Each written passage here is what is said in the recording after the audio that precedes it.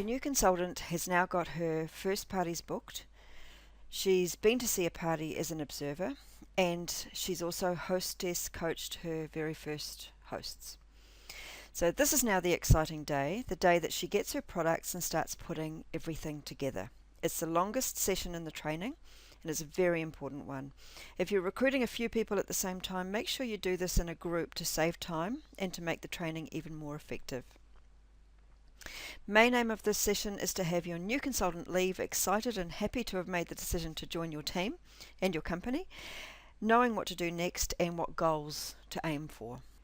One of the most important things that happens in this session is the building of rapport between you and the consultant so that she feels comfortable enough to call you and ask for your advice and help whenever necessary. The practical training, therefore, needs to be relaxed and friendly and used as a time to get to know each other better. Having another consultant present at the training is a great way to start training them for when they become team managers themselves. It's especially important for that person who is introducing the new recruit to be there as a support and also to learn. When you have somebody else there learning as you're training, this is really good use of your time because you're using one block of time to do more than one thing. You're training a new consultant and you're also training an existing consultant in preparation for leadership. The day before the practical training session, or maybe 2 days before, give your consultant a call, see how she's getting on with her bookings. Really important that she's got her bookings in place before she's had the practical training, because with real dates in mind, her attention will be very focused. Remember, you're helping her to hit the ground running. Training her in how to do a party when she actually has no parties booked is not helpful to her, and it's a waste of your time as well because you may need to repeat the session when she actually does have some parties in her diary. It also takes her focus away from the job at hand, which is to get bookings. If she doesn't have enough parties booked, you'll need to give her more coaching on this and reschedule the practical training session. Now, if you are doing a launch party for her, then she will have needed to have called her people, tried to get the bookings from them, invited them to the launch. You may do this particular session after the launch when she's getting ready to actually do her own parties. Before the launch, she may be a bit too focused on getting ready for her launch party. Now, if your company doesn't require a certain number of bookings to start, I still recommend you at least give an incentive for having 6 bookings, which I have said earlier. Having only 2 or 3 bookings to start your business makes a really successful start more difficult. Now, before attending this training, your consultant needs to have completed everything on the to-do list that she got in the Let's Begin session. She needs to have read the product manual and hopefully had a play with the products. She's probably an existing customer anyway, so she probably has some of your products. And she needs to have booked some parties, and my preference would be 6. The reason 6 is a good number is that when you're brand new, some of your parties may not be as good as you would like them to be. Sometimes friends think they're helping you out by just organising the evening, but those parties sometimes don't end up to be the best parties that you could have had. So with 6 parties initially, there's room for 1 or 2 that haven't been quite as successful as she would have liked, and some other ones that she will have more success at. So before she arrives to the training, you need to get a bit prepared. So you need to take out of her kit anything that you've already given to her in the Let's Begin folder so that you can replace your own resources. If there are any loose papers in the kit, get a clear file folder for her and put everything in there so it looks a little bit more organised. The cleaner and more organised everything looks, the less panicky she's going to get when she sees everything. And set up a display for her to see, but make sure you only use products that are included in the kit that she's going to receive. Don't use all of your products because she can't set a display up with those. So now you're ready for the session. It's a good idea to start off by talking about the topic that is in the front of her mind, and that is the parties that she has booked.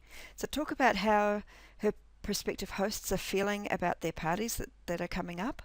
Some of her friends might feel that they're helping just by agreeing to a date, and they might believe that they don't have to put in too much effort to make it a success, that simply holding the date is good enough for her. So if this is the case with anybody, then you need to talk to your consultant about what she can do to try and turn this situation around if it exists.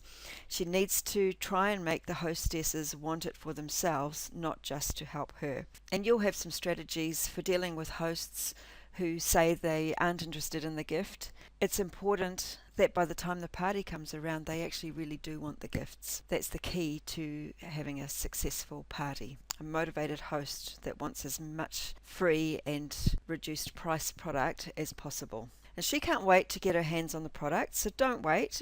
Do this early on in the session. Let her get the products out of the box herself, so she's unpacking it herself. It's very exciting. As she's doing it, ask her what her favourite product is. Get her talking about it while she's excited, and she's going to start sharing stories that she'll be able to use in her parties. So as she tells stories, highlight those as great things to tell at parties.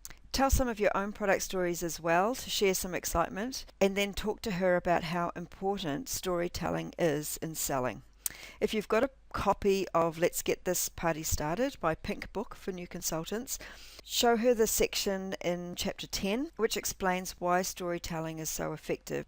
Go through the product brochure and talk about the products that she doesn't have yet, because she's going to be able to take orders for them even though she can't show them yet. And also talk to her about how important it is that she uses as many of the products as possible so that she can build on the number of stories to share with people. Next, talk about displays and get her to set one up with her own products and her display cloth.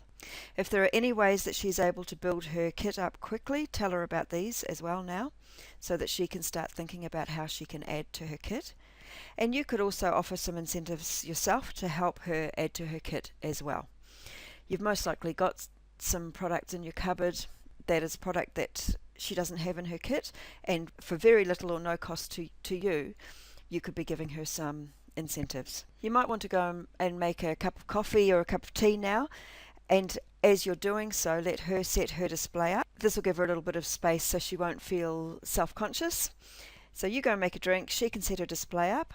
Don't help her set her own display up, but once she's finished, give her some ideas for making it even more attractive. Often people don't think about using elevation in their displays, so show how you can use some empty boxes underneath the display cloth. Show how putting a couple of extra little ornaments on the display, it can make a big difference. You can make seasonal displays by putting in autumn or fall. You can put some leaves, nice beautiful golden or brown leaves on the display. Easter time you can put some little Easter eggs. Christmas is easy with little decorations. So talk about ways of making the display attractive. Now we're ready to start talking through the process of doing a party. And it's a good idea to give her a prompt sheet that's either supplied by the company or one that you've made up yourself. Just bullet points telling her what to do will be plenty. This is going to be comforting to her because she might have been worried about how she's going to remember everything, and there's nothing wrong with using prompt notes at a party. I used them at every party I did, even when I was a senior manager and had been in the company for years. By then, obviously I didn't need prompt sheets anymore, but using them showed guests that if they decided to join the business, it wouldn't be that difficult to do a party because they wouldn't have to remember much. Because clearly you can use prompt cards. And some of the people that joined my team actually used this as a reason to go ahead with the business. They told me that since they saw me using them, it made them less worried about whether they'd have to remember everything and felt it was easier to decide to give the business a go. Now hopefully you can see that if your consultant doesn't have bookings in her diary, by this point she's not going to be able to concentrate as well. She needs to have bookings so that this is real for her. After each section of the party, stop and ask her to demonstrate it back to you, or at least to step through it with you. This is a lot more effective than trying to get her to remember everything in one go. She's quite likely going to be a bit reluctant to do this in front of you, but it's important she does. After doing it in front of you, doing the actual party will actually seem easy. So be very encouraging. Suggest she goes home and does a pretend party for her cats, dogs and empty chairs. When I started in Party Plan, I actually did a party for my children's soft toys when the children were at school. I did have the curtains closed, of course, but it just meant that I could visualize that there were actually people there and I could have a proper practice. Somehow it's different than just doing it without focusing on having people there. She needs to understand the host rewards very well. So explain how the rewards work in detail and how to use them to increase sales and bookings after the party. Sometimes by waiting a day or two before sending the order off to the company, it allows the host to get more sales or bookings so she can increase her gifting. I know not everybody likes to do that, but I found it quite effective, especially if the host was very motivated to get a particular gift. It just meant that after the party, the host was excited, they were refreshed in their knowledge of the products and how to talk about them, and it seemed easy often for hosts to get some extra orders with that new mindset. Get your consultant to explain the host rewards back to you and make sure she's clear about it. You could even give her a couple of examples of parties and ask her to work out what the gifting would be and how she could possibly leverage that result to get more sales or bookings to get the hostess to the next reward level. Now just have a quick flip through the consultant manual if your company includes one, just familiarizing her with what's in there. You don't need to go into any detail. She just needs to know where everything is so she can find it later. By this stage, her mind might be a little bit on overload. She's thinking about her bookings. She now knows how to do the parties. It may be a little bit difficult for her to take in any more information. So now we're just showing her where she can find information if she needs it. In the manual, there's probably a section on bookings, and at least focus on that part there because what she needs most from her first parties is bookings. If your company does a weekly catch-up call, then talk about this now. Show her how to fill in the weekly catch-up report or the ring-in report if your company or your team uses it, and schedule a time in for her call. I'd suggest with a new consultant it's a really good habit to get into anyway, saying that you want to make sure that you catch up at least once a week for a quick 10-minute call and get into the habit of it from the very beginning. It's a bit difficult to get consultants into the habit of calling you each week when they've been in the company a while, but if you start from the very beginning it's easier. Make sure you talk about the reasons for this 10-minute call once a week and why it's so important.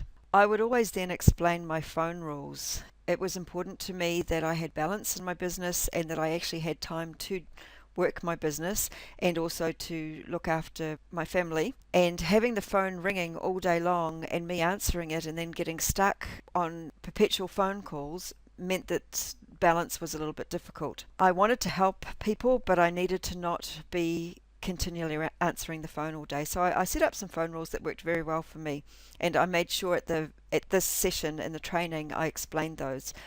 And the way that my phone rules worked were like this. I would say to her, look, I don't always answer my phone, but it doesn't mean that I'm not there. Quite often I'm with another consultant or I'm busy with someone else.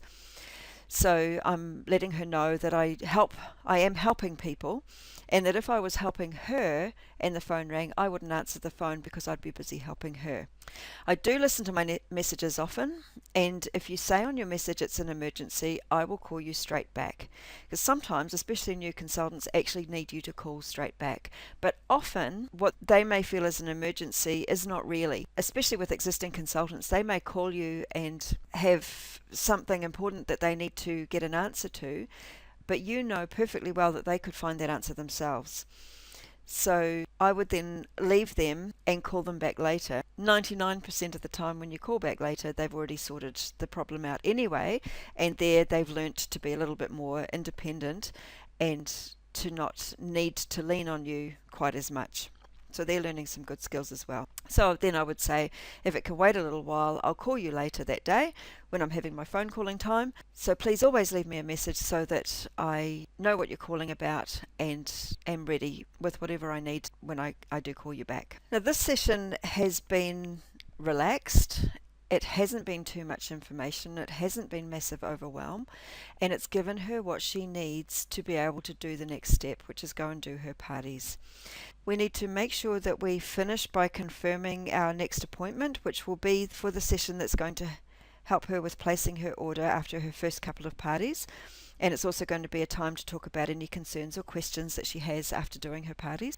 And make sure that you finish on a high note with some chat about how well you know she'll do, about the goals that she's set for herself, how exciting it's going to be when she achieves them, about the first parties that she has, that by the end of doing those parties she'll be well on her way to making some really good money. Make sure that she leaves you feeling excited, and make sure she's also very comfortable about calling you if she has any questions. Too many calls is better than none, and too many calls is also better than her going to her first parties unsure about something. So although you've explained your phone rules, a new consultant is one that you may call back a little bit more quickly than an existing one.